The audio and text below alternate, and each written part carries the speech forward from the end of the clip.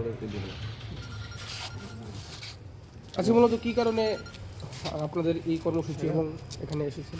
নমস্কার। আজকে আমরা 28 তেলিয়ামুড়া মণ্ডলের উদ্যোগে আমাদের প্রিয় বিধায়িকা শ্রীমতী কল্যাণী সাহা রায় মহোদয়ার শুভ জন্মদিনকে সামনে রেখে আপনারা প্রত্যেকে অবগত আছেন যে 14ই জানুয়ারি আমাদের মাননীয় বিধায়িকার শুভ জন্মদিন। সেই উপলক্ষে আমরা মণ্ডলের পক্ষ থেকে আজ তেলিয়ামুড়া সাব ডিভিশনাল হাসপাতালে আমরা রোগীদের এবং তাদের সাথে যারা আছেন, রোগীর সাথে যারা অ্যাটেন্ডার আছেন তাদেরকেও আমরা খাবার সামগ্রী আমরা বিতরণ করেছি। শুধুমাত্র তাদের মধ্যেই নয়, আমরা এই হাসপাতালের সমগ্র যারা স্টাফ আছে তাদেরকেও আমরা খাবার সামগ্রী বিতরণ করেছি এবং আমরা একটা স্বচ্ছ ভারত অভিযানের আয়োজন করেছি তেলিয়ামুড়া সাব ডিভিশনাল হসপিটাল। তৎসঙ্গে আমাদের যে কালীবাড়ি আছে আমাদের 13 নং 14 নং ওয়ার্ডের মধ্যে, সেই কালীবাড়িতেও আমরা স্বচ্ছ ভারত অভিযান করব এবং আমরা বিভিন্ন আরও অনুষ্ঠান আমরা রেখেছি। এই জন্মদিনকে সামনে রেখে আমরা তেলিয়ামুড়ার সমস্ত আপামর জনগণের কাছে একটা বার্তা দিতে চাই